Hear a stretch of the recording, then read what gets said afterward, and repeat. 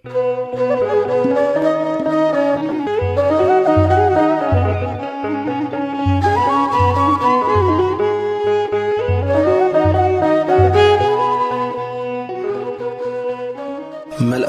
إبراويان إذا ملأختي إبراويان أيهود نقبلوا كبيد إيو إذا ناي ملأخت حساب استتصحفه ناي بولي كيدان حسابات تنقيلهم نزفلتو أيهوداويان كريستيانات كهون كله يكون مبر أيهودنت بمحساب زنبرو ويدما وانجيل مس أيهود امنت كحاوسو مزتصعر زنبرو مؤمنان دمايو إذا ناي إبراويان مريح حسابات يسوس كريستوس نا እግዚአብሔር ጸጋ ንخገልጽ ብኡ አቢሉ ድማ እዚ ጸጋና በኩል ሰብ ንخበጽሕ ፍጹም ተወዳዳሪ ዘይርከቦ ብቕዓት ዘለዎ ምዃኑ ንምርኣይ እዩ ኣመተዊ ሓሳቡ ክርስቶስ ነቐፋ ዘይብሉ ካብ ኩሉ ዝዓበየ ናይ እግዚአብሔር ምግላጽ ገይሩ እዩ ኣቕሪብዎ ንሱ ካብቲ ብሉይ ኪዳን ካብ ዝነበረ ምግላጽ ከነጻጽር ከሎ ብዙሕ ዝበልጽ እዩ ብሉይ ኪዳን ዝተነግሩ ትንቢታት ናይ ተስፋ ቃላት ዝተፈጸሙ ክርስቶስ ማእከላይ ብዝኾነ ሓድሽ ኪዳን እዩ ክርስቶስ ኣብ ብሉይ ኪዳን ካብ ዝነበሩ ካብ ነቢያት ካብ መላእኽቲ ናይ ተኣረጊት ኪዳን ማእከላይ ዝነበረ ሙሴ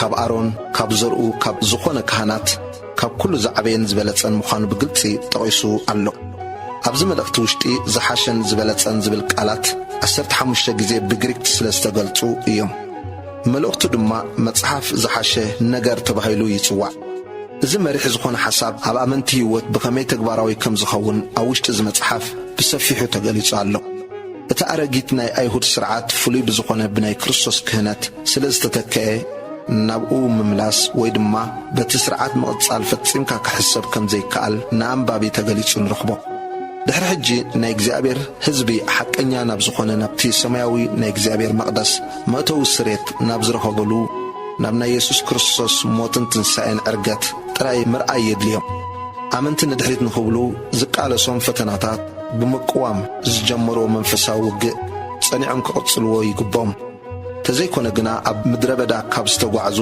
ዓመፀኛታት ደቂ እስራኤል ዝበጽሖም ዓይነት ቅጽዓት ክበጽሖም ይኽእል እዩ ዝተጻሕፈሉ ዕላማ ናይ ክርስቶስ ልዑላውነትን እኹልነትን ንምግላጽ እዩ ተጻሒፉ እቲ ቀንዲ ቃል ኣብ መልእኽቲ ዕብራውያን ምዕራፍ 1 ቁጽር 3 ዘሎ ኮይኑ ንሱ ናይ ክብርነት ጸብራቕን ቅርጽ ባህሪዩን ከሎ ኩሉን ብሓይሉ ቃሉ ጸዊሩ ከሎስ ምንጻሕ ኃጢአትና ምስ ገበረ ኣብ ላዕሊ ኣብ የማን ግርማ ተቐመጠ ኣብ ዝኾነ ነገር ክንምልከቶ ዘለና ህይወት እዩ ክርስቶስ ድማ ነዚ እኹል እዩ ንሱ እቲ ብቑዕ ወይ ሙሉእ ወይ ፍጹም ዝተገልጸ ኣምላኽ እዩ እቲ ናይ መወዳእታን ሙሉእን መስዋዕቲ ኃጢአት ክርስቶስ እዩ ንሱ ርኅሩሕን ብቑዕ ኣማላዲ እዩ ንሱ እቲ በይኑ መገድን ዘለዓለም ህይወት እዩ ነዛ መልእኽቲ ዕብራውያን ስምዓያ ወይ ኣንብባ ናይ እግዚአብሔር ትጽቢታትን እቲ ታሪኽን ህይወትን ክትርኢ ክትጅምር ኢኻ ሽዑ ንርእስኻ ብግልጺ ብምልኣት ንክርስቶስ ሃቦ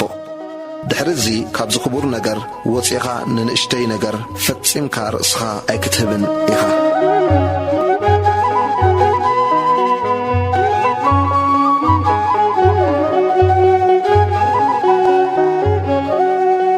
እዚ ዝረኣናዮ ድሕሪ ባይታ ናይ መልእኽቲ ዕብራውያን ክኸውን ከሎ ምዕራፍ 1 ኣምላኽ ብወዱ ከም ዝተዛረበ ቁጽሪ 1 ኣምላኽ ብዙሕ ሰዓን ብብዙሕ መገድን ቀደም ንቦታትና ብነቢያት ገይሩ ምስ ተዛረቦም ኣብ ዘንዲ ሓርወት መዓልታት ንኣና በትዩ ወራሱ ኩሉ ዝገበሮ ብኡ እውን ዓለም ዝፈጠረ ወዱ ገይሩ ተዛረበና ንሱ ናይ ክብሪ ነጸብራቕን ቅርጽ ባህሪዩን ከሎ ኩሉን ብሓይሊ ቃሉ ጸዊሩ ከሎስ ምንጻሕ ኃጢአትና ምስ ገበረ ኣብ ላዕሊ ኣብ የማን ግርማ ተቐመጠ ውሉድ ካብ መላእኽቲ ይዓቢ እዩ ቁጽሪ 4 ካብቶም መላእኽቲ ብዙሕ ዝበልጽ ስም ብዝወረሶ መጠን ክሳዕ ክንድዚ ካባታቶም በለጸ እስኪ ካብ መላእኽትኸ ንመኖም እዩ ንስኻ ወደኢኻ ኣነ ሎሚ ወለድኩኻ ከም ብሓድሽ ድማ ኣነ ኣቦ እኾኖ ንሱን ውሉድ ይኾነኒ ዝበሎ ከም ብሓድሽ ድማ ነቲ በኹሪ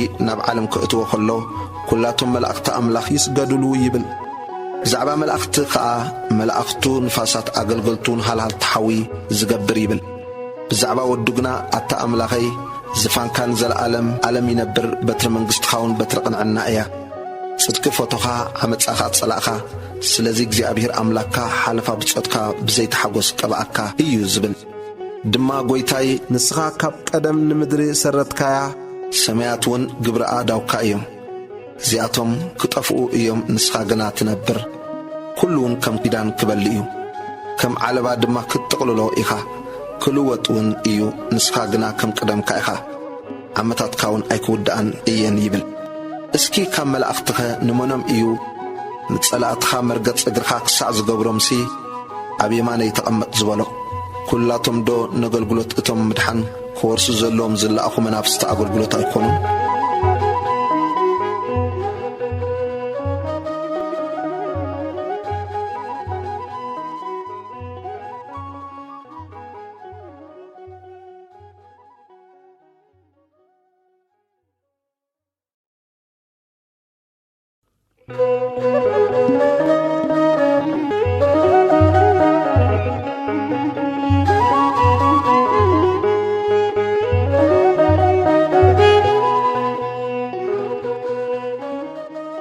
መልእኽቲ ዕብራውያን ምዕራፍ 2 ዓብዪ ድሕነት ቁጽሪ 1 ስለዚ ምእንቲ ኸይንጠፍእ ናብቲ ዝሰማዕናዮ ኣዚና ኽነቐልብ ይግባአና እዩ እቲ ብመላእኽቲ እተነግረ ቃል ካብ ዝጸንዕ ኩሉ በደልን ዘይምእዛዝን ከዓ ቁኑዕ ፍዳው ካብ ዝቕበል ምስ ናይዚ ድማ ኣምላኽ ከም ፍቓዱ ብትእምርትን ብተኣምራትን በበይኑ ብዝኾኑ ሓይልታትን ብምዕዳል መንፈስ ቅዱስን እናመስከረ ንሱ ኸዓ ብጐይታ ኽንገር ዝጀመረ ካብቶም ዝሰምዕዎ ኸዓ ኣባና ዝጸንዐስ ንሕና ግዳ ክንድዚ ዝኣክል ምድሓን ዕሽሽ ካብ እንብል ከመይ ጌርና ክንመልቕ ይከኣለና ኢየሱስ ንሕዋቱ ከም ዝመሰለ ቁጽሪ 5 ነታ ብዛዕባኣ እንዛረብ ዘሎና እትመጽእ ዓለምሲ ኣብ ትሕቲ መላእኽቲ ኣየግዛእን ግናኸ ሓደስ እኳ ኣብ ሓደ ስፍራ መስኪሩ ኣሎ ከምዚ ኢሉ ሰብ ንስኻ ክትዘክሮ እንታይ እዩ ወይስ ወዲ ሰብ ንስኻ ክትኣልዮ እንታይ እዩ ካብ መላእኽቲ ቁርብ ኣነኣስካዮ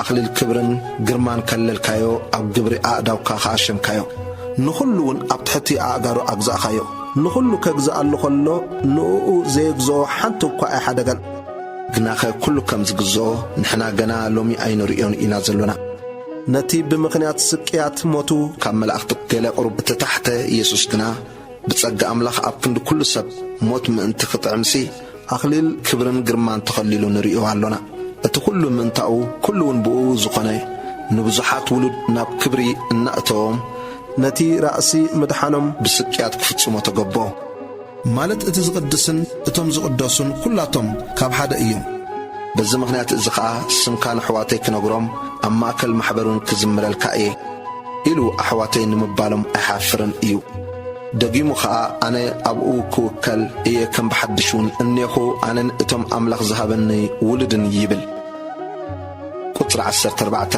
ስጋብ 16 እምበኣርሲ ብሓቅን ዘርኢ ኣብርሃም ኣልዓሎም እምበር ንመላእኽቲ ሳየልዓሎምን እሞ እቶም ውሉድ ብደምን ስጋን ካብ ዝሓብሩስ ብሞቱ ነቲ ሓይሊ ሞት ኣብ ኢዱ ዝሓዘ ምእንቲ ኽስዕር ንሱውን ዲያብሎስ እዩ ነቶም ብፍርሃት ሞት ብዘሎ ዘመኖም ብባርነት ተታሒዞም ዝነበሩ ኩላቶም ሓራም ምእንቲ ኸውፅኦም ኢሉ ንሱውን ብኡ ሓበሮም ስለዚ ነቲ ሓጢኣት ህዝቢ ምእንቲ ኸተዓረቕ ብናይ ኣምላኽ ዘበለ ደንጋጽን እሙንን ሊቀ ካህናት ምእንቲ ክኸውን ብኹሉ ነቶም ኣሕዋቱ ክመስሎም ተገቦ ንሱ ባዕሉ ክፍተን ከሎ ተሰቂዩ እሞ ነቶም ዝፍተኑ ክረድኦም ይከኣሎ እዩ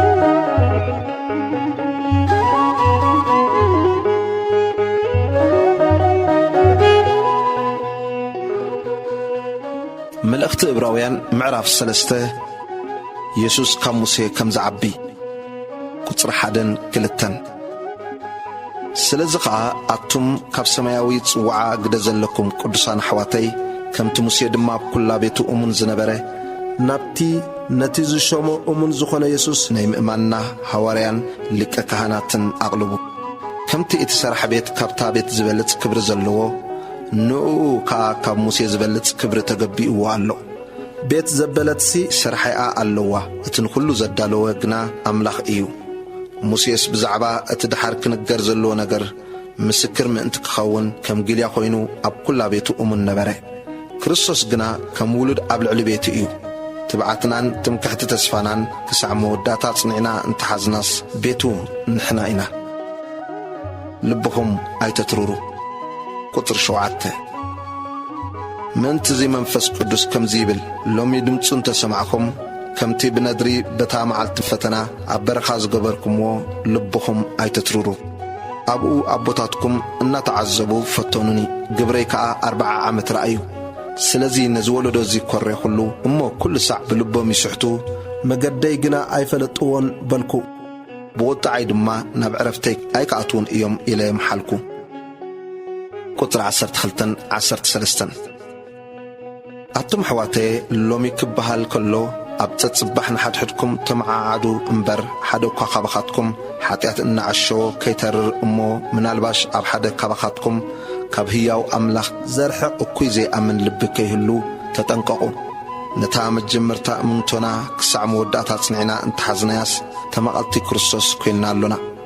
ሎሚ ድምፁ እንተሰማዕኹም ከምቲ ብነድሪ ልብኹም ኣይተትርሩ እናተባህለ ሰሚዖም ዝነደርዎኸ ኣየኖት እዮም? እቶም ሙሴ መሪሕዎም ካብ ግብፂ ዝወፁ ኩላቶም ደይኮኑን ንንመንከ እዩ 40 ዓመት ዝኾረየሎም? ነቶም ሓጢኣት ዝገበሩ እሞ ሬሶኦም ኣብ በረኻ ዝወደቐ ደይኮነን? ንንመንከ እዩ ኣብ ዕረፍቱ ከይኣትዉ ዝመሓለ? ነቶም ዘይተኣዘዙ ደይኮነን? ብሰሪ ዘይምእማን ከኣትዉ ከም ዘይከኣልውን ንርኢ ኣሎና።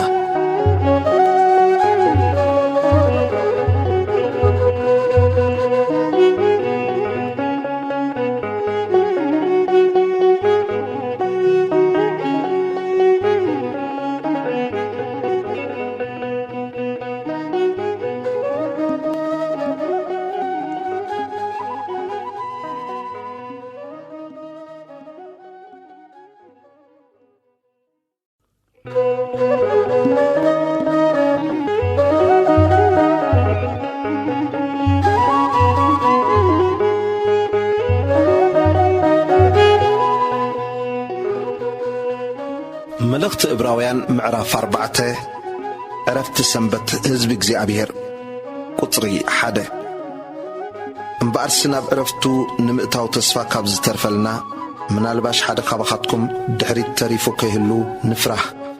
ንኣናውን ከምቲ ናታቶም ብስራት ተነጊሩልና ኣሎ እሞ እቲ ዝሰምዕዎ ቃል ምስቶም ሰማዕቱ ብእምነት ስለ ዘይሓበረ ግና ኣይጠቐሞምን። ግብሩ ካብ ምስራት ዓለም ተወዲኡ ክነሱ ከምቲ ብቁጣዓይ ናብ ዕረፍተይ ኣይከኣትውን እዮም ኢለ ዝመሓልክዎ ከም ዝበለ ንሕና እንኣምንሲ ናብ ዕረፍቱ ንኣቱ ኢና። ብዛዕባታ ሳብዒቲ መዓልቲ ኣብ ገለ ስፍራ ከምኡ ኣምላኽ ድማ ካብ ኩሉ እቲ ግብሩ በታ ሳብዒቲ መዓልቲ ዓረፈ ኢሉ ኣሎ። ኣብኡ ከዓ ደጊሙ ኣብ ዕረፍተይ ኣይከኣትውን እዮም በለ። እምበኣርሲ ገለ ሰባት ዝኣተውዋ ተሪፋ ስለ ዘላ እቶም ቅድም ብስራት እተነግረሎም ድማ ብሰሪ ዘይምእዛዞም ካብ ዘይኣተውዋ ቀደም ከዓ ሎሚ ድምፁ እንተሰማዕኹም ልብኹም ኣይተትርሩ ከም እተባህለ ድሕሪ ነዊሕ ዘመን ብዳዊት ሎሚ ብምባሉ ከም ብሓድሽ ሓንቲ ፍልጥቲ መዓልቲ ይምድብ ኣሎ። ኢያሱ ኣዕሪፍዎም እንተዝኸውንሲ ድሕሪኡ ብዛዕባ ካልእ መዓልቲ ኣይምተዛረበን ነይሩ። ቁጥሪ 9-10 እምበኣርሲ እቲ ኣብ ዕረፍቱ ዝኣተወስ ከምቲ ኣምላኽ ካብ ግብሩ ዝዓረፈ ንሱን ካብ ግብሩ ዓሪፉ ኣሎ እሞ ንህዝቢ ኣምላኽ ዕረፍቲ ሰንበት ተሪፋትሎም ኣላ። ስለዚ ሓደ እኳ ናይቲ ዘይምእዛዝ ኣርኣያ ወሲዱ ከይወድቕ ናብቲ ዕረፍቲ እቲኣ ክንኣቱ ንጋደል።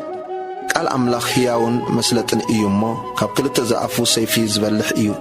ነፍስን መንፈስን መፈላለዩ ኣካላትን ኣንጉዕን ክሳዕ ዝፈላለይ ዝሰጥም ኣብ ምሕላንን ሓሳብ ልብን ከዓ ዝፈርድ እዩ።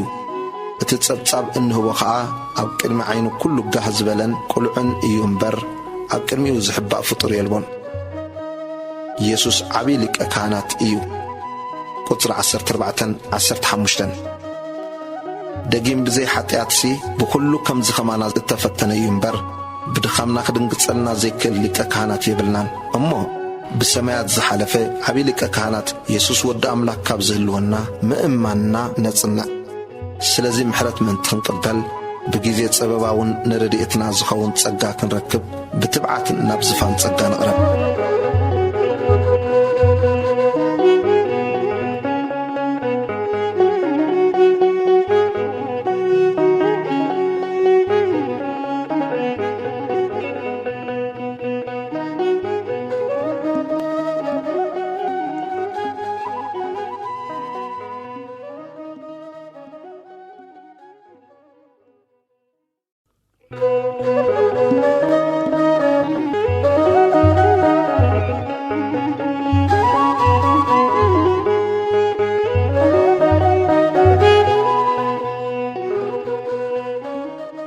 ملأختي ناب إبراويان معراف حموشته قطري حاده كما أكل سب التوسد لك أكانات زبلس مباء حردن سلحاتيات من تكسوء بني أملاخ نجر سلسب إيو الزشيم نرؤسو خاء دخام سلز طبقو نتم دنا أورتن التقاقين كدن قتصالهم زخئل إيو سلزي دما كم تمن تهزبي كم أون من ترؤسو سلحاتيات كسوء تقبو كم أرون بأملاخ التتصوع دا أمبر نزي كبر ازي حدوكا بعلو اي وسدون ايو كم اون اتي نسخا وديئخا انا لومي ولدكوخا زبولو اخبارو امبر كريستوس بعلو لك اكانات منتك خون ايلو رؤسو اي اخبرن اب كالي سفرا دما نسخا كم معرق ملكي تصدق نزل عالم كان ايخا كم زبل نسو بالزمن سقاو كله ببرتوع اوياتن نبعاتن نبتي كاموت كدحنو زكالو صلوتن مهللان مسا قربن بزعبان املاخ مفرهو مستسمعن ودوكا كنسو بتسقي سقيات مئزاز تمهره كم معرق ملكي صديق بأملاخ لك كانت تسميو فتصم مسكونها نتم زززو زبلو كلاتهم ناي زلعلم مدحانم مخنيات كونم كاب امنت كي تعالو تتنقو قطر عسرت حاده بزعبو بزح نجر النبلو نير الناس نمسمع دنزوزات سلازخونكم ترقمو تشنكيو كم من واحد زمانس ممهران كتكونوا اقام تقبأكم نيرو نتناي متجمرتا تمرت قلعو نايك الأملاك كم بحدش كم هيركم يدليكم اللهم صبا دا أمبر عصم بالعي آيدليكم الإيو صبا زقلب زبل كله قلعا إيو أما بناي صدق نقار فتنا يكونن عصم بالعقنا نتم تصبقون كفؤن نمفلاي بملمات نلبنا زلامدو بصحات إيو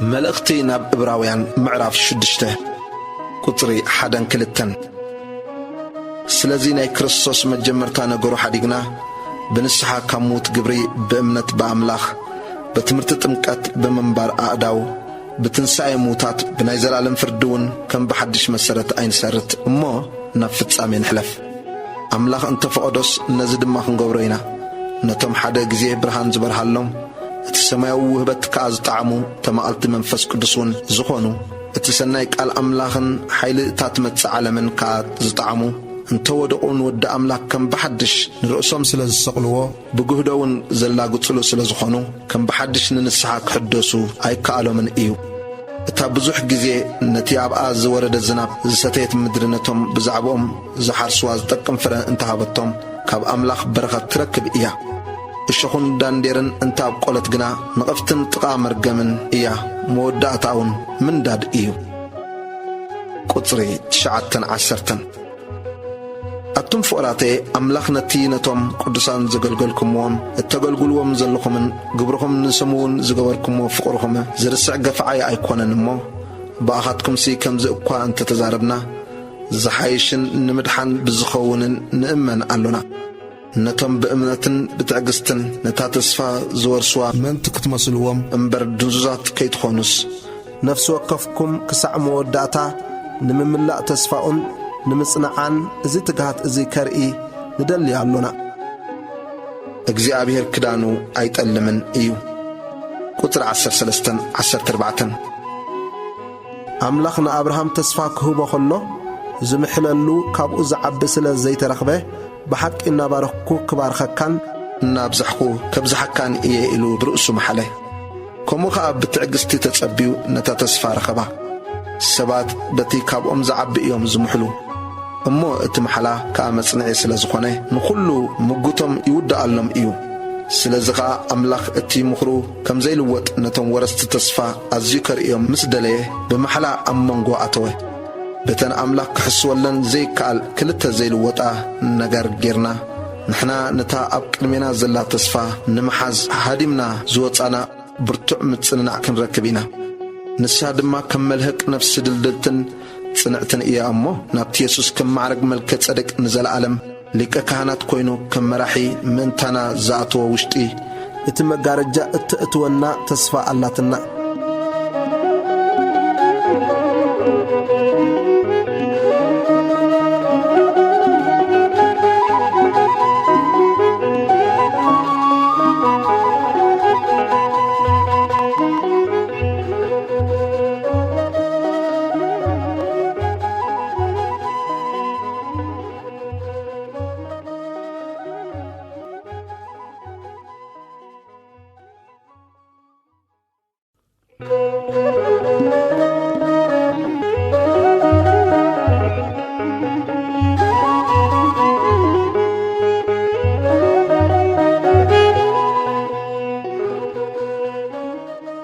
መልእኽቲ ናብ ዕብራውያን ምዕራፍ 7 ካህን መልከ ጸደቅ ቁጥሪ 1 እዚ መልከ ጸደቅሲ ንጉሥ ሳሌም ካህን ልዑል ኣምላኽ ንኣብርሃም ነቶም ነገሥታት ስዒሩ ክምለስ ከሎ እተቐበሎ እሞ ዝባርኾ ኣብርሃም ድማ ካብ ኩሉ ዕሽር ዝመቐሎ ቀዳማይ ትርጉሙ ስሙ ንጉሥ ጽድቂ ድሓር ከዓ ንጉሥ ሳሌም ማለት ንጉሥ ሰላም እዩ።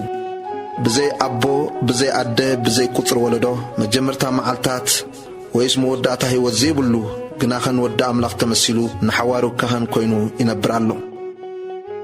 ቁጥሪ 4 ኣብርሃም እቲ ርእሲ ኣቦታት ካብቲ ማል ዘመተ በብሉጹስ ዕሽር ዝሃቦ ንሱ ክንደይ ዓብዪ ምዃኑ እስክረአዩ ካብ ደቂ ለዊ ድማ እቶም ክህነት ዝቕበሉ ካብቲ ህዝቢ ማለት ካብ ሕቆ ኣብርሃም እኳ ዝወፁ ኣሕዋቶም ክነሶም ዕሽር ክወስዱ ብሕጊ ትእዛዝ ኣለዎም። እዚ ግና ካብ ዘይወለዶኦም ክነሱስ ካብ ኣብርሃም ዕሽር ወሰደ። ነቲ ተስፋ ረኺቡ ዘለውን መረቖ ብዘይገለውልውል ድማ እቲ ዝንእስ በቲ ዝዓብዮ ይምረቕ እዩ። ኣብዝስ መወቲ ሰብ ዕሽር ይወስዱ ኣብቲ ግና እቲ ህያው ምዃኑ ተመስከረሉ እዩ ዕሽር ዝወስድ። እዚ ምባለይ ከዓ ከምዚ እዩ። ለዊ እቲ ተቐባሊ ዕሽር እኳ ብኣብርሃም ገይሩ ዕሽር ሃበ ማለት መልከ ጸድቅ ንኣብርሃም ክራኸቦ ከሎ ለዊ ግና ኣብ ሕቆ ኣቦኡ እዩ ዝነበረ። ቁጥሪ 11 እምበሃርስከ ብቤተ ክህነት ለዋውያን ፍጻሜ እንተዝኸውንሲ እቲ ህዝቢ ብኡኡ ሕጊ ተሓጊጉሉ ነይሩ እዩ እሞ ከም ማዕረግ ኣሮን ዘይበሃል ካልእ ካህን ከም ማዕረግ መልከ ጸድቅ ዝኾነ ክትንስእ ደኣ ንምንታይ መድለየ ነይሩ? ማለት ክህነት ካብ ዝልወጥ ምልዋጥ ሕጊ እውን ብግዲ ክኸውን እዩ። እቲ ብዛዕባኡ እዚ እተባሃለሉ ካብ ካልእ ዓሌት እዩ። ካብቲ ዓሌት እቲ ሓደ እኳ ኣብ መሰዊኢ ዘገልገለ የልቦን። ጐይታናስ ካብ ይሁዳ ሙሴ ብናይ ካህናት ሓንቲ እኳ ዘይተዛረበሉ ዓሌት ከም ዝወፀ ፍሉጥ እዩ። ከም መልከ ጸደቅ ዝበለ ካህን ቁጥሪ 15 ሕጂ ኸዓ ዝበለጸ ግሉጽ እዩ። ብተምሳል መልከ ጸደቅ ካልእ ካህን ካብ ዝትንስእሲ ንስኻ ከም ማዕረግ መልከ ጸደቅ ንዘላለም ካህን ኢኻ ኢሉ ዝተመስኪሩሉ እዩ እሞ ብዘይሓልፍ ሓይሊ ሕይወት እምበር ከም ሕጊ ስጋዊ ትእዛዝሲ ካህን ኣይኮነን።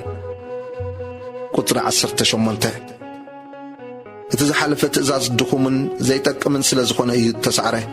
ሕጊ ንሓደ እኳ ኣብ ፍጻሜ የብጽሖን ግናኸ ናብ ኣምላኽ እንቐርበላ እትሓይሽ ተስፋ ኣተወት።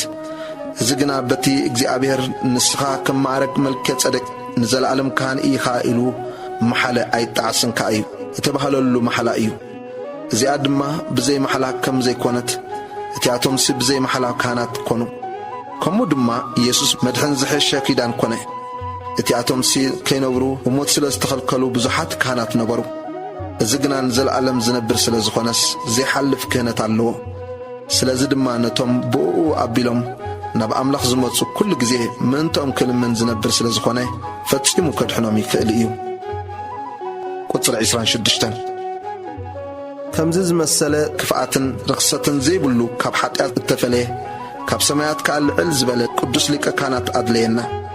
ንሱ ከምቶም ካልኦት ሊቃውንቲ ካህናት ቅድም ምእንቲ ኃጢአት ርእሱ ድሓር ድማ ምእንቲ ኃጢአት ህዝቢ ኣብ ጽጽባሕ መስዋዕት ክቐርብ ዘየድልዮ እዩ እሞ ርእሱ ንመስዋዕቲ ምስ ወፈየ ሓንሳእ ንሓዋሩ ገበሮ።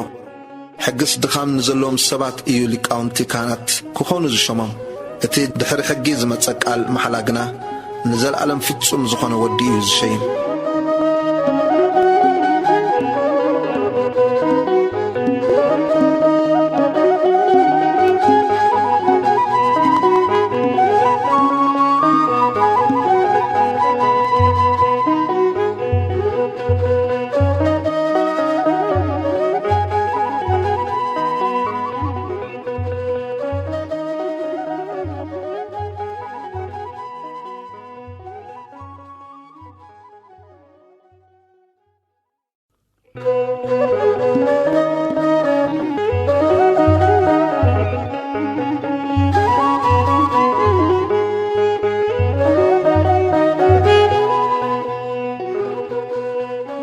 መልእኽቲ ናብ ዕብራውያን ምዕራፍ 8 ናይ ሓድሽ ኪዳን ሊቀ ካህናት ቁጽሪ 1-2 ሕጂ ድማ ነዚ እንብሎ ዘለና ኣውራ ነገሩ እዚ እዩ። ንሕናስ ኣብ ሰማያት ኣብ የማን ዝፋን ግርማ እተቐመጠ ናይቲ ጐይታ ደኣ እምበር ሰብ ዘይተኸሎ መቕደስን ድንኳን ሓቅን ኣገልጋሊ ከምዚ ዝመሰለ ሊቀ ካህናት ኣሎና። ሊቀ ካህናት ዘበለ መባእን መስዋዕትን ከቐርብ ይሽየም እሞ ስለዚ ነዝውን ገለ ዘቕርቦ ክህልዎ ብግዲ እዩ። እምበኣርከ ኣብ ምድሪ እንተ ዝኸውንሲ ከምቲ ሕጊ ገይሮም መባእ ዘቕርቡ ስለ ዘለዉ ንሱ ከቶ ካህን ኣይምኾነን ነይሩ። እቲኣቶም ናይታ ሰማያዊት ምስልን ጽላሎትን ዘገልግሉ ንሙሴ እቲ ድንኳን ክገብር ክደሊ ኸሎ ብረኣይ ከም እተባህለሉስ ኩሉ ከምታ ኣብ ከረን ዝርኤኻያ ምስሊ ክትገብር ኣስተብህል በሎ። ሕጂ ግና ንሱ ማእከላይ ኣብ ተሓይሽ ተስፋ እተሰረተ ዝበለጽ ኪዳን እውን ከም ዝኾነ ክሳዕ ክንድዚ ዝበለጸ ኣገልግሎት ረኸበ። ነቲ ቀዳማይ ኪዳን መንቀፍ እንተዘይህልዎ ነቲ ካልኣይሲ ስፍራ ይምተደልዮም ነይሩ። ስለዚ ኸዓ እናነቐፎም ከምዚ ይብል፣ እንሆ ምስ ቤት እስራኤልን ምስ ቤት ይሁዳን ሓድሽ ኪዳን ዝኣትወለን መዓልታት ክመጻየን ይብል እግዚኣብሔር። ከምታ ብኢዶም ሒዘ ካብ ምድሪ ግብፂ ከውጾም ከለኹ መዓልቲ ምስ ኣቦታቶም ዝኣተኽዎ ኪዳን ኣይኮነን። ንሳቶም ብኪዳነይ ኣይጸንዑን እሞ ኣነ እውን ሸለል በልክዎም ይብል እግዚኣብሔር። ድሕሪ እተን መዓልታት እቲኣተን ምስ ቤት እስራኤል ዝኣትዎ ኪዳን እዚ እዩ። ንሕጋጋተይ ኣብ ሓሳቦም ከእትዎ ኣብ ልቦም እውን ክጽሕፎ እየ። ኣነ ኣምላኽ ክኾኖም እየ፣ ንሳቶም እውን ህዝቢ ክኾኑኒ እዮም ይብል እግዚኣብሔር። ዓመፆም ክምሕር እየ እሞ ንኃጢኣቶም እውን ድሕርዚ ኣይክዝክሮን እየ። ካብ ንእሽቶኦም ክሳዕ ዓብዮም ዝፈልጡኒ ስለ ዝኾኑ ነፍሲ ወከፍ ንወዲ ዓዱን ነፍሲ ወከፍ ንሓውን ንእዝጊ ፍለጦ ኢሉ ኣይክምህሮን እዩ። ሓድሽ ኪዳን ብምባል ነቲ ቀዳማይ ኣእረጎ፣ እቲ ዝኣረገን ዝበለየን ግና ንጥፍኣት ቀረባ እዩ።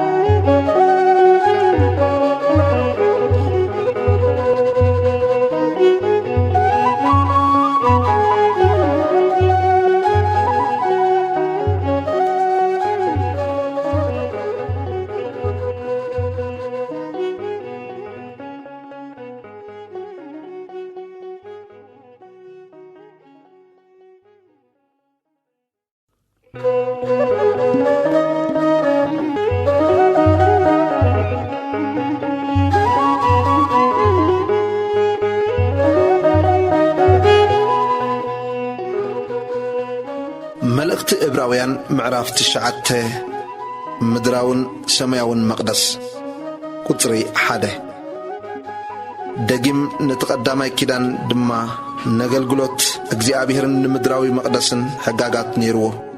ድንኳን ተተኺሉ ነበረ እሞ ኣብታ ቐድም እትርከብ ቅድስቲ እትበሃል ክፍሊ ቀንዴልን ሰደቓን እንጌራታት ምርኣይን ነበራ። ብኽንያው እቲ ካልኣይ መጋረጃ ግና ኣብቲ ድንኳን ቅድስተ ቅዱሳን እትበሃል ነበረት። ኣብኣ ጽንሃሕ ወርቅን ብኹሉ ወገኑ ብወርቂ እተለበጠ ታቦት ኪዳንን ነበረ እሞ ንሱ ነተን ማና ዝሓዘት ፍዮ ወርቅን ዝጠጥዕት ዘንጋ ኣሮንን ጽላት ኪዳንን ዝሕዝ ነበረ። ኣብ ልዕሊኡ ድማ ነቲ መንበር ጸጋ ዘጽልሉ ናይ ክብሪ ኩርቤል ነበሩ። ብዛዕባ እዚ ሕጂ በብናቱ ክንዛረበሎ ዘይኮነልና እዩ። ቁጽሪ 6 እዚ ከምዚ ኮይኑ ምስ ተዳለወ እቶም ካህናት ኩሉ ሳዕ ኣብቲ ናይ ቅድሚት ድንኳን ኣገልግሎቶም ከብጽሑ ይኣትዉ እዮም። ኣብቲ ኻልኣይ ግና እቲ ሊቀ ካህናት በይኑ ሓንሳ ኣብ ዓመት ይኣቱ። ግናኸ ብዘይ እቲ ምእንቲ ርእሱን ምእንቲ ስሕተት ህዝብን ዘቕርቦ ደም ኣይኣቱን እዩ። እቲ ቀዳማይ ድንኳን ገና ቆይሙ ኸሎ እቲ ናብታ መቕደስ ዘእቱ መገዲ ገና ከም ዘይተገልጸ መንፈስ ቅዱስ በዚ የርኢ ኣሎ። ንሱ ነዚ ሎሚ ዘሎ ዘመን ምሳሌ እዩ። ከምኡ ገይሮም ነቲ ኣገልጋሊ መቕደስ ብሕልናኡ ፍጹም ክገብሮ ዘይከኣሎ መባእን መስዋዕትን የቕርቡ ኣለዉ። እዚ ምስ መባልዕን መስተታትን በብዓይነቱ ምሕጻብን እቲ ዘመን ምቕናዕ ክሳዕ ዝበጽሕ ስጋዊ ስርዓት ጥራይ እዩ።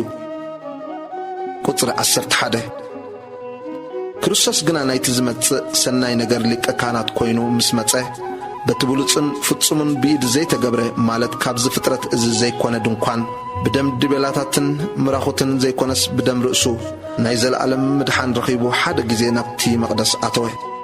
ስለዚ ደም ድቤላታትን ኣራውሕን ሓሙሽቲ ኣርሕን ኣብቶም ዝረኸሱ ተነጺጉ ንምጽራይ ሥጋ ዝቕድስ ካብ ኮነስ ደም ክርስቶስ ብናይ ዘለዓለም መንፈስ ገይሩ ርእሱ ብዘይ ጽያፍ ንኣምላኽ ዘቕረበ ግዳ ንስኻትኩም ንህያው ኣምላኽ ከተገልግሉ ክንደይ ኣዝዩ ንሕልናኹም ካብ ሙት ግብሪ ዘየንጽሖ። ቁጽሪ 15 በዚ ምኽንያት እዚ እዩ ካብቲ ኣብ ቀዳማይ ኪዳን እተገብረ ኣበሳ ንምድሓን ዝኸውን ሞት ምስ ኮነ እቶም ጽዋዓት ነታ ተስፋ ናይ ዘለዓለም ርስቲ ምእንቲ ክረኽቡ ኢሉ ንሱ ማእከላይ ሓድሽ ኪዳን ዝኾነ። ለበዋ ኣብ ዘለዎስ ሞት እቲ እተላበወ ክኸውን ናይ ግዲ እዩ እሞ ለበዋስ ድሕሪ ሞት እዩ ዝጸንዕ እምበር እቲ እተላበወ ብሕይወቱ ክሳዕ ዘሎ ገለ እኳ ዘስልጥ የብሉን። ስለዚ እቲ ቀዳማይ ኪዳን እኳ ብዘይ ደም ኣይተቐደሰን ማለት ሙሴ ከምቲ ኣብ ሕጊ ዘሎ ገይሩ እቲ ትእዛዛት ዘበለ ንኹሉ ህዝቢ ምስ ነገሮ ደም ራኹትን ድቤላታትን ምስ ማይን ቀይሕ ጸጉርን ስምዕዛን ወሲዱ ኣምላኽ ንኣኻትኩም ዝኣዘዞ ደም ኪዳን እዚ ኢሉ ኣብቲ መጽሓፍን ኣብ ኩሉ እቲ ህዝብን ነጸጎ።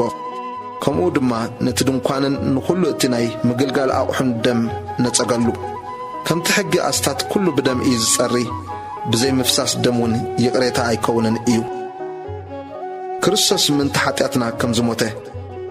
ቁጽሪ 23 እምበኣርሲ ምስሊ እቲ ኣብ ሰማያት ዘሎ ነገር በዚ ክጸሪ እቲ ሰማያዊ ንርእሱ ግና ካብዚ ብዝሐሸ መስዋዕቲ ክጸሪ ናይ ግዲ ነበረ።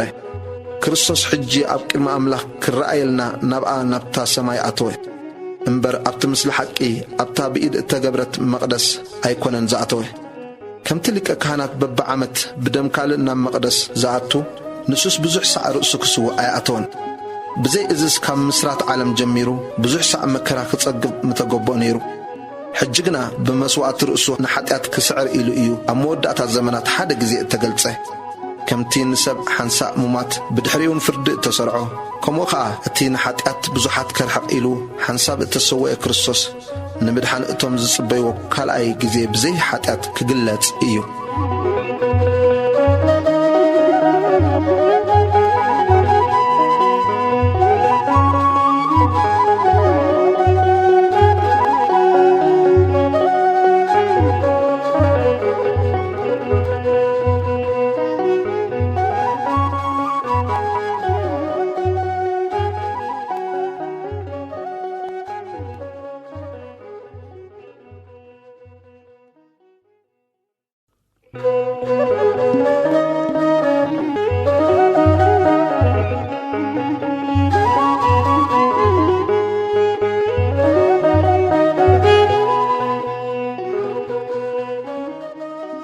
መልእክቲ ናብ ዕብራውያን ምዕራፍ 10 ቁጽሪ 1 ሕጊ ጽላሎት እቲ ዝመጽእ ሰናይ ነገር ከለዎ መልክዕ እቲ ቁም ነገሩ ዘይኮነስ በቲ በብዓመት ኩሉ ሳዕ ዝስውእዎ መስዋዕትታት ነቶም ዘቕርቦ ከቶ ፍጹማት ክገብሮም ኣይከኣሎን እዩ።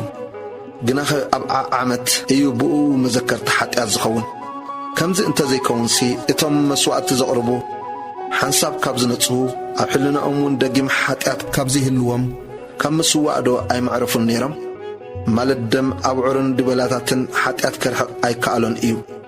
ስለዚህ ናብ ዓለም ከኣቱ ኸሎ ይብል ስጋ ኣዳልኻለይ እምበር መስዋዕት ሕሩድን መስዋዕት ብልዕና ኣይደለኻን ብዝሓርር መስዋዕትን በቲ ስለ ሓጢኣት ዝስዋእን ባህ ኣይብለካን ሽዑ ኸዓ ኣነ እንሆ ኣብቲ መጽሓፍ ብዛዕባይ ጽሑፍ እዩ ወ ኣምላኽ ፍቓድካ ክገብር ኢለ እመጽእ ኣለኹ በልኩ ኣብ ላዕሊ ከምቲ ሕጊ ገይሮም ዘቕርቦ መስዋዕት ሕሩድን መስዋዕት ብልዕን ዝሓርር መስዋዕትን ስለ ሓጢኣት ዝስዋእን ኣይደለኻን ብኡኡ እውን ባህ ኣይበለካን ኢሉ ድሓር ከኣ እኖ ፍቓድካ ክገብር ኢለ እመጽእ ኣለኹ በለ ምእንቲ ነቲ ዳሕራይ ከጽንዕ ኢሉ ነቲ ቐዳማይ ሰዓሮ በዚ ፍቓድ እዙ በቲ ሓንሳእ ንሓዋሩ ዝኣክል እተሰውየ መስዋዕቲ ሥጋ ኢየሱስ ክርስቶስ ተቐዲስና ኣሎና ቁጽሪ 11 ካህን ዘበለ ኩሉ ኣብ ጽባሕ እናገልገለ ይቐውም እዩ እሞ ነቲ ሓጢኣት ክርሕቕ ከቶ ዘይከኣሎ መስዋዕቲ ብዙሕ ሳዕ የቕርቡ ኣሎ ክርስቶስ ግና ነቶም ዝቕደሱ ብሓንቲ መስዋዕቲ ንሓዋሩ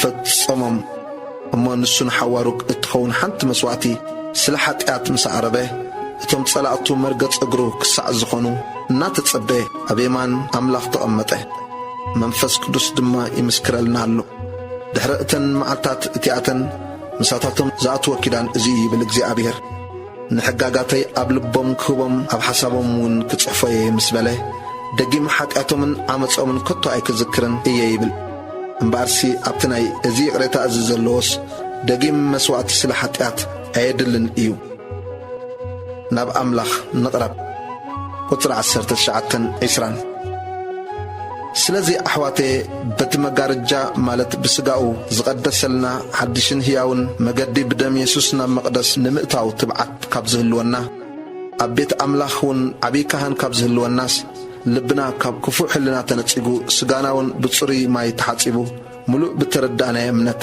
ብቑኑዕ ልቢ ንቕረብ እቲ ተስፋ ዝሃበና እሙን እዩ እሞ ነታ እሙንቶ ተስፋና ብዘይምንቕናዕ ነጽንዓያ ንፍቕርን ንሰናይ ግብርን ንምንቕቓሕ ኣብ ንሓድሕድና ነስተብህል እዚ ኸዓ እታ መዓልቲ እቲኣ ትቐርብ ከም ዘላ ጸቢቕኩም ትርእዩ ኣለኹም እሞ ንሓድሕድና ንምዓዓድ እምበር ገሊኣቶም ልማድ ከም ዝገብርዎ ኣኼባና ይንሕደግ ቁጽሪ 26-27 ስለዚ ኸዓ ፍልጠት ሓቂ ምስ ረኸብና ፈቲና ሓጢኣት እንተገበርና ዘሰክሕ ምጽባይ ፍርድን ነቶም ተጻርርቲ እትበልዕ ቅንኢ ሓውን ክኸውን እዩ እምበር ደጊምሲ ስለ ሓጢኣት ዝስዋዕ መስዋዕት የልቦን እቲ ንሕጊ ሙሴ ዘፍረሰ ብቓል 2 ወይ 3 ምስክር እዩ ብዘይ ድንጋጽ ዝመውት ንወዲ ኣምላኽ ዝረገጸ ነቲ እተቐደሰሉ ደም ኪዳን ከኣ ዘርከሰ ንመንፈስ ጸጋውን ዝጸረፈ ግዳ ክንደይ ዝገደደ ቅጽዓት ዘይግቦ ይመስለኩም ንሕናስ ነቲ ምፍዳይ ሕነናተ እዩ ሕነ ክፈዲ እየ ዝበለ ደጊሙ ከኣ እግዚኣብሔር ንህዝቡ ክፈርዶ እዩ ዝበለ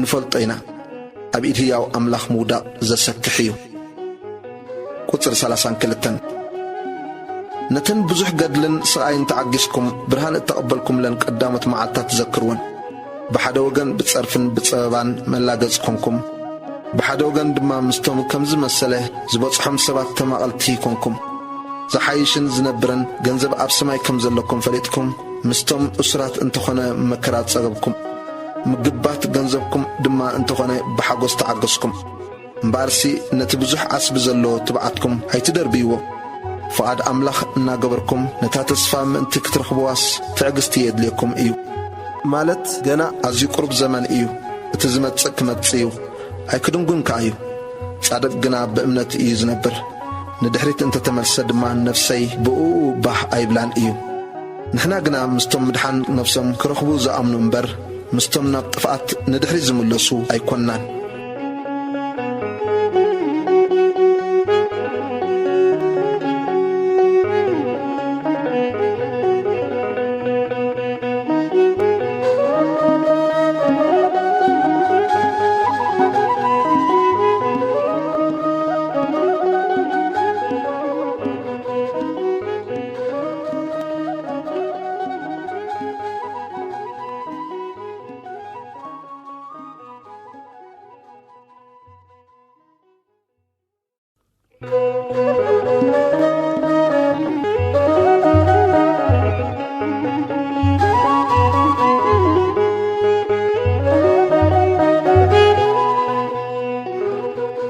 መልእኽቲ ናብ ዕብራውያን ምዕራፍ 11 እምነት ቁጽሪ 1 እምነት ግና ነቲ ተስፋ ዝግበሮ ነገር ርግጽ ምግባር ናይቲ ዘይርአ ነገር ምርዳእ እያ።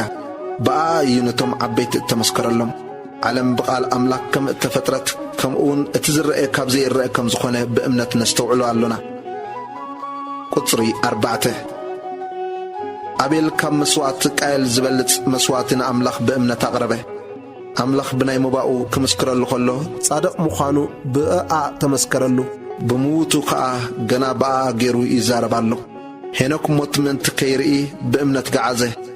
ቅድሚ ምግዓዙ ንኣምላኽ ከም ዘስመረ ተመስኪሩሉ ነበረ እሞ ኣምላኽ ስለ ዘገዓዞ ኣይተረኽበን። ብዘይ እምነት ግና ንኣምላኽ ከስምርዎ ኣይከኣለን እዩ።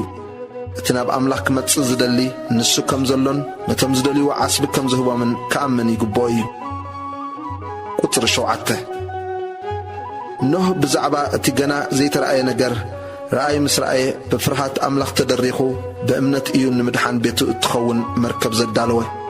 ብኣኣ ገይሩ ንዓለም ኰነና ነቲ ብእምነት ዝርከብ ጽድቂ ከዓ ወራሲ ኾነ።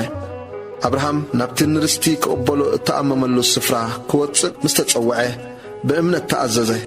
ናበይ ከም ዝኸይድ ከይፈለጠውን ወፀ።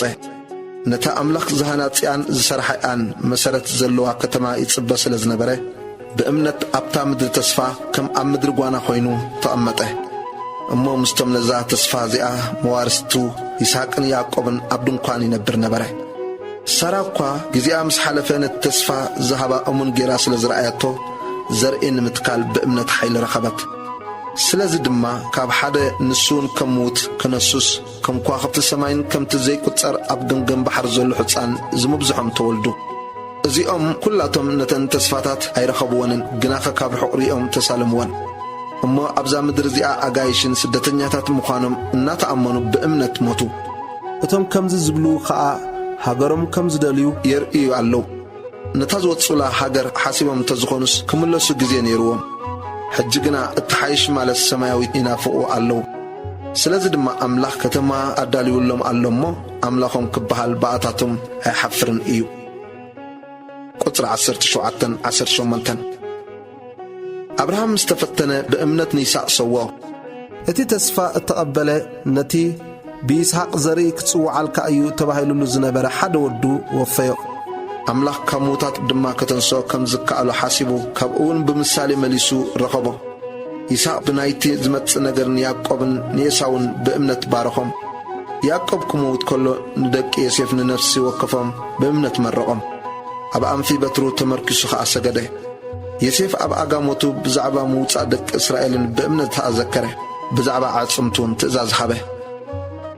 ቁጽሪ 23 ሙሴ ምስ ተወልደ ወለዱ ጽቡቕ ህፃን ምዃኑ ርእዮም ብእምነት 3 ወርሒ ሓብእዎ። ኣዋጅ እቲ ንጉሡን ኣይፈርሁን።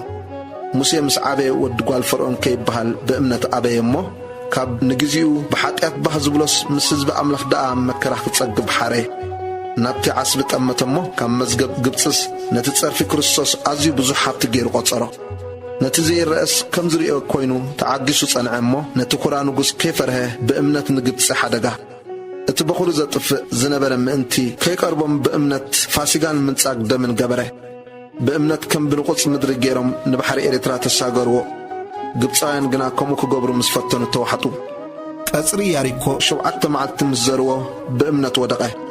ረሃብ እታ ምንዝራ ነቶም ሰለይቲ ብሰላም ስለ እተቐበለቶም ብእምነት ምስቶም ዘይ እዙዛት ኣይጠፍአትን። ቁጽሪ 32 እሞኸ ብዛዕባ እኒ ጊደዎን፣ እኒ ባራቕ፣ እኒ ሲምሶን፣ እኒ ይፍታሄ፣ እኒ ዳዊትን ሳሙኤልን ነቢያትን እንታይ ክብል እየ? ብዛዕባኦም ከየዘንትወልኩም ጊዜ ይሓጽረኒ እዩ። ንሳቶም ብእምነት ንመንግሥታት ሰዓሩ፣ ጽድቂ ገበሩ፣ ነቲ ተስፋ እተገብሮ ረኸቡ፣ ኣፋናብስ ዓጸዉ፣ ንሓይሊ ሓዊ ኣጥፉ፣ ካብ ስሕለት ኣስያፍ ደሓኑ፣ ካብ ድኻም በርትዑ፣ ኣብ ውግእ ሓየሉ፣ ንሰራዊት ኣሕዛብ ኣህደምዎም። ኣንስቲ ንምውታተን ብትንሣኤ ተቐቢለናኦም፣ ካልኦቱን ተሰቀዩ እሞ ዘሓይሽ ትንሣኤ ምእንቲ ክረኽቡ ኢሎም ምሕረት ኣይደለዩን። ገሊኣቶም ድማ ብልግጫን ብመግረፍትን ኣብ ልዕሊ እዚውን ብሞቓሕን ማእሰርትን ተፈተኑ። ብዳርባ እምኒ ተቐትሉ፣ ተመገዙ፣ ተፈተኑ፣ ተሰይፎም ሞቱ። ኣጐዛ ኣባጊዕን ዲኖ ኣጣልን ተኸዲኖም ዞሩ። ሰኣኑ፣ ጸበቦም፣ ሓሰር መከራ ጸገቡ። ዓለም ንኣታቶም ዘይትበቅዕ ኮይናስ ኣብ በረኻታትን ኣብ ኣኽራንን ኣብ ባዓትታትን ኣብ ጐዳጕዲ ምድርን ኰለለሉ። ቁጽሪ 39:40 በጀካና ናብ ፍጻሜ ምእንቲ ከይበጽሑስ ኣምላኽ ብዛዕባና ዝሓይሽ ስለ ዝሓለየ እዚኦም ኩላቶም ብእምነት ተመስኪሩሎም ዘሎ ነታ ተስፋ ኣይረኸብዋን።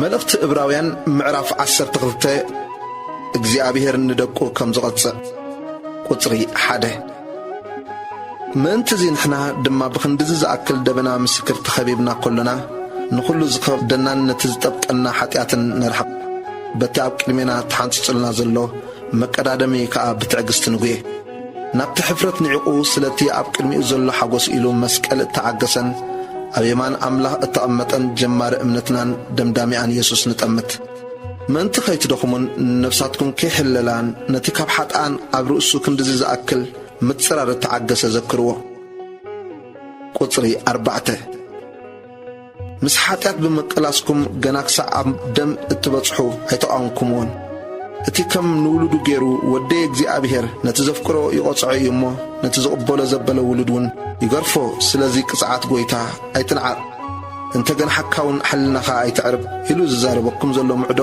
ከዓ ረሲዕኹምዎ ኣለኹም ቅጽዓት እንተተዓገስኩም ኣምላኽ ከም ውሉድ ገይሩ ይርአኩም እዩ ኣቦኡ ዘይቀጽዖኸ እንታዋይ ውሉድ እዩ ብዘይ እታ ኩሎም ዝሓብሩላ ቅጽዓት እንተኾንኩም ግና ደቓሉ እምበር ውሉድ ኣይኮንኩምን ኣብ ርእሲ እዚ እውን ዝቖጽዑና ኣቦታት ስጋና ካብ ዝነብሩና እሞ ካብ ንሓፍሮም ብህይወት ምእንቲ ክንነብርሲ ነቲ ኣቦ መናፍስቲ ኣዚና ክንእዘዞ ዶ ኣይግባአናን እዩ እቲኣቶም ስን ንቑሩብ መዓልቲ ከም እተረኣዮም ገይሮም ቀጽዑና ንሱ ግና ካብ ቅድስናዊ ምእንቲ ክንማቐል ኢሉ ንጥቕምና እዩ ዝቐጽዓና ቅጽዓት ዘበለስ ንግዚኡ ንጓሃይ እምበር ንሓጐስ ከም ዝኸውን ኣይመስልን እዩ ንድሕራዩ ግና ነቶም ዝለመድዎ ናይ ሰላም ፍረ ጽድቂ እዩ ዘፍሪ ማዕዳን ስምዕታን ቁጽሪ 12 ምእንቲ እዚ ነተን ዘርጋሕጋሕ ዝብላ ኣእዳውን ወለል ዝበለን ኣብራኽን ኣቕንዕወን እቲ ዝሕንክስ ክሓዊ እምበር ካብ መገዲ ምእንቲ ከይወፅእሲ ንእጋርኩም ትኽ ዝበለ መገዲ ግበሩ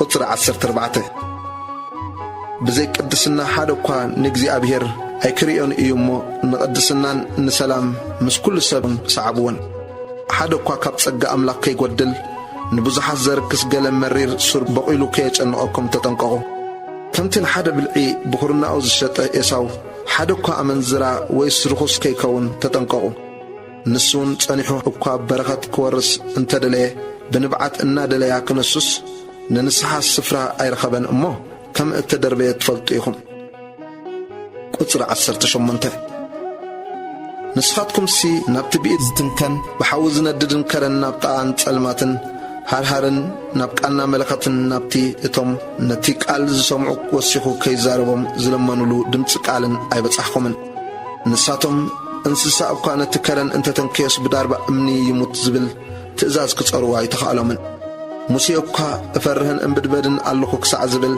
እቲ ትርኢት ክሳዕ ክንድዚ ዘፍርህ ነበረ ንስኻትኩም ግና ናብ ከረን ጽዮንን ናብታ ከተማ ሕያው ኣምላኽ ሰማያዊት የሩሳሌምን ናብቶም ኣላፋት መላእኽትን ኢኹም ዝበጻሕኹም ናብ ጉባኤ ኩሉ ናብ ማሕበር እቶም ኣብ ሰማያት ተጻሒፎም ዘለዉ በኩራት ናብ ኣምላኽ ፈራድ ኩሉ ናብ መናፍስቲ እቶም ፍጹማን ጻድቃንን ናብ ኢየሱስ ማእከላይ ሓድሽ ኪዳንን ናብቲ ካብ ደም ኣቤል ዝሕሸ ዝዛረብ ምንጻግ ደምን በጺሕኩም ኣለኹም ቁጽሪ 25 እቲኣቶም ኣብ ምድሪ ክዛረቦም ከሎ ኣብዮም ካብ ዘየምልጡስ ንሕና ነቲ ካብ ሰማይ ዝዛረበና ዝባንና ካብ እንመልሰሉ ግዳ ከመይ ኢልና ኸነምልጥ ስለዚ ነቲ ዝዛረበኩም ዘሎ ከይተኣብይዎ ተጠንቀቑ ሽዑ ድምፁ ንምድሪ ኣንቀጥቀጣ ሕጂ ግና ሓደ ጊዜ ደጊመ ንሰማይ ከም ዘንቀጥቀጦብሮ እየ እምበር ንምድሪ ጥራይ ኣይኮንኩን ኢሉ ተስፋ ይህብ እዚ ሓደ ጊዜ ደጊመ ምባሉ ከዓ እቲ ዘየንቀጥቅጥ ምእንቲ ኽጸንዕሲ እቲ ዘንቀጥቅጥ ፍጡር ስለ ዝኾነ ምልዋጡ እያ ተመልክት ዘላ ኣምላኽና ዝባላዕ ሓዊ እዩ ስለዚ ንሕና ዘይተንቀጥቅጥ መንግስቲ እንቕበል ካብ ኮናስ ناملخ بزحقسو قدس مخبارن بفرحاتن እናገልገልና ነመስግን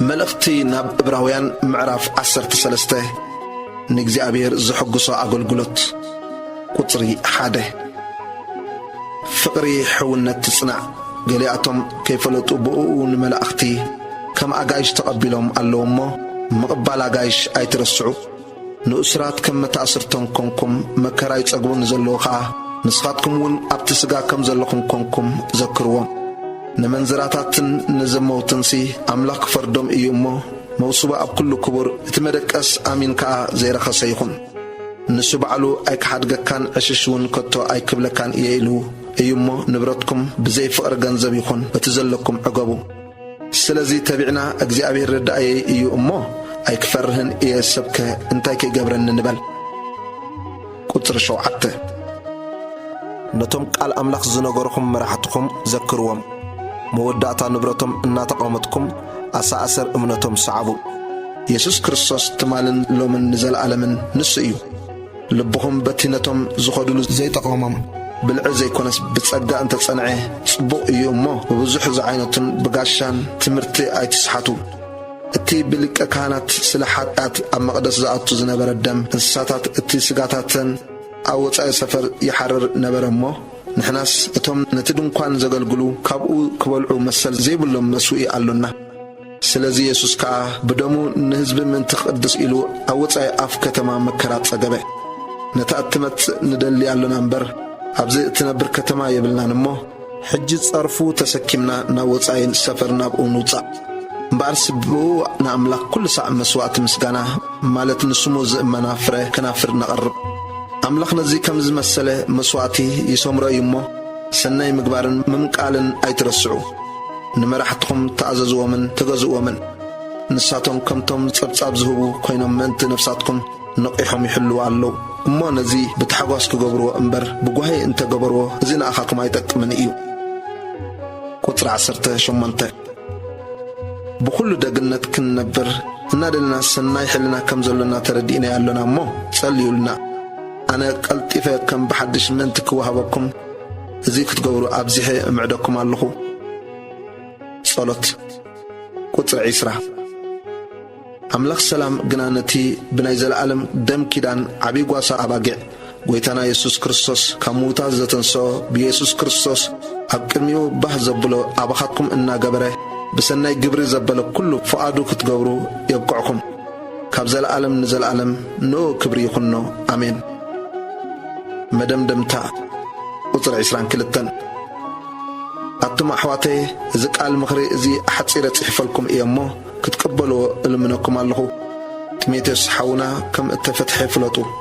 نسوق الطفو انت متى مسؤك يكم إيه قطر عسران 4 نخلاتم مرحتكم من نخلاتم قدسان سلام بلوم اتم كاب إيطاليا زخون سلام يبلكم الله سقام سكولاتكم يخون آمين